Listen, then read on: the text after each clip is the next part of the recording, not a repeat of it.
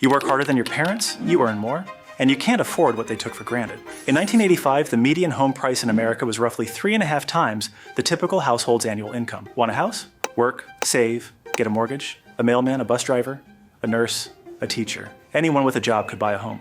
It wasn't even a question. As of 2025, that ratio has blown past 5 nationwide.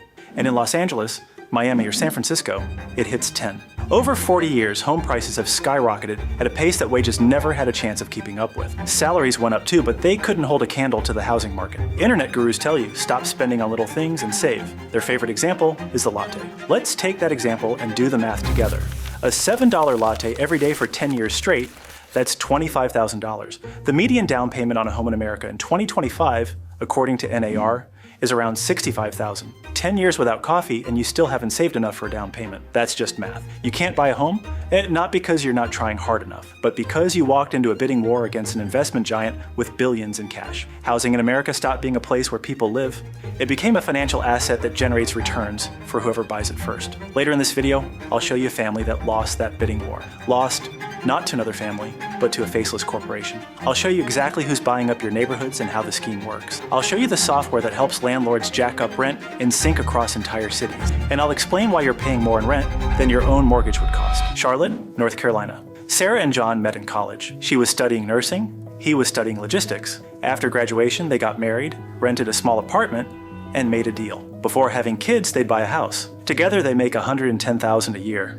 Not rich, but not poor. For 5 years, they saved for a down payment. 5 years of no vacations, no restaurants, driving the same beat-up used car. 5 years of Sarah texting John Zillow links before bed. They knew which neighborhood they wanted to live in, knew which school they'd send their kids to. They even had a name picked out for the dog they'd get once they finally had their own yard. And then they find it. 3 bedrooms, a small yard, that exact school, 2 blocks away. The house they've been looking for all this time, listed for $310,000. A year ago, a similar house on the same street went for $280,000, but now isn't the time to haggle. The bank approved them for a mortgage at 6.8%, monthly payment $2,100. They ran the numbers 3 times. It works, barely, but it worked. Sarah and John come in at $330,000. $20,000 over asking, everything they've got. That evening, they're sitting in the kitchen of their rental apartment, and for the first time in all these years, it feels like they actually pulled it off. Sarah's already thinking about what color to paint the nursery. 2 days later, the agent calls. The house is gone, but not to another family. All cash offer, straight cash, no mortgage, no inspections, just a wire transfer and a signature. Sarah and John lived in survival mode for years. A corporation closed the deal in 1 day. It all ended with 1 phone call. Sarah asks, who's the buyer? The agent says, an LLC, a company with a random 2-word name, registered in Delaware. No face, no family, no story, just a legal shell for an investment fund. This is what buying a home in America means in 2025. You can do everything right. Save, sacrifice, deny yourself everything. And then someone you'll never see hits 1 button and takes your dream. But who's behind that button and where did they get that kind of power? The year 2008, the housing market collapsed. Millions of families lost their homes. Banks were foreclosing on properties faster than they could sell them.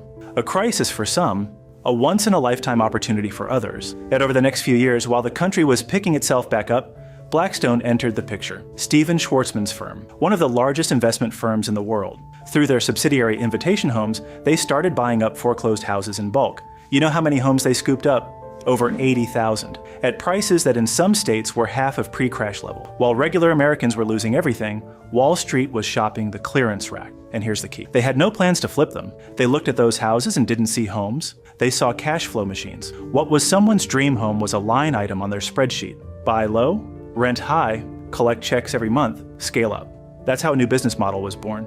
Buy houses across the country and manage them like one giant hotel through centralized software. Now, the housing affordability crisis didn't start because of Blackstone alone. We're not building enough. Zoning laws block new construction in the neighborhoods that need it most. Interest rates keep climbing. Materials are getting more expensive. All of that is real. But institutional investors did something worse. They took an existing shortage and turned it into a business model. Today, this machine runs on autopilot. While Sarah and John were gathering paperwork for the bank, algorithms were scanning the market 24 hours a day.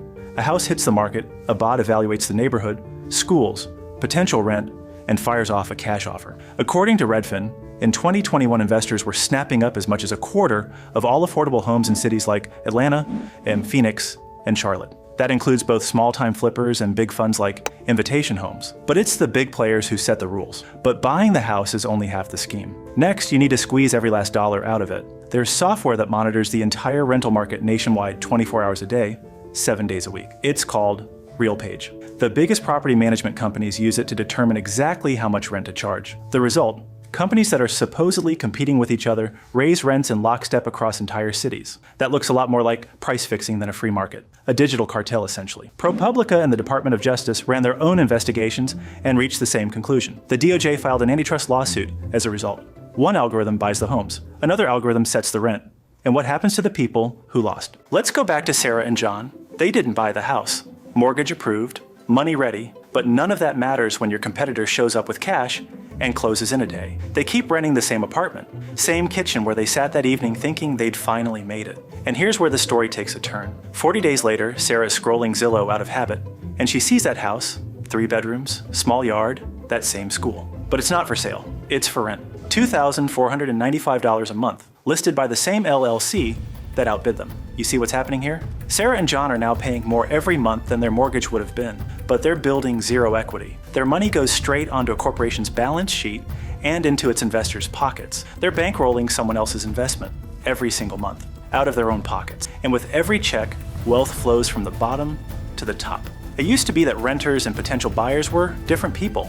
Now more and more often, they're the same person, someone who got locked out of ownership first and then got monetized as a permanent renter. That's housing as a service. A basic human need, a roof over your head, turned into a subscription. You own nothing. You pay for the right to live in someone else's asset, and every payment you make drives that asset's value up for the owner and further out of reach for you. Maybe you're saving for a down payment right now. Maybe you've already done the math on how many years until you can afford to buy, and the number scared you. Here's what you need to understand. Picture a chessboard. On one side, there's you. On the other, investment funds with billion-dollar budgets and algorithms that run 24 hours a day, that if you play by the rules of this board, you will lose. Not because you're a bad player, but because the rules only apply to you. Your opponent plays without them. In 2023, Congress introduced the Stop Wall Street Landlords Act, a bill banning large funds from buying up single-family homes. It got stuck in committee and hasn't moved since. California and Oregon passed rent increase caps, 2 states out of 50. In December 2024, the Department of Justice filed an antitrust lawsuit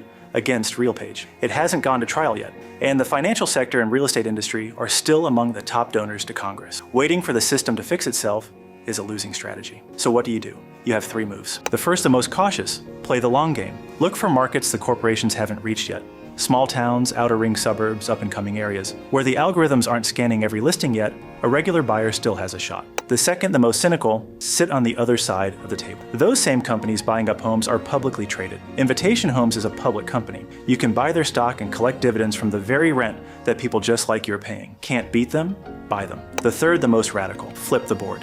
Remote work plus relocation. You earn an American salary but live somewhere where $2,000 a month isn't just rent for a room. It pays for a real life. You refuse to play on someone else's terms and set your own. There are plenty more out there. These 3 are where you can start right now. On this channel, I break down the systems that pull money out of your pocket and put it in someone else's, who's behind it, how it works, and what you can do about it. If this hit home, like and subscribe. See you next time.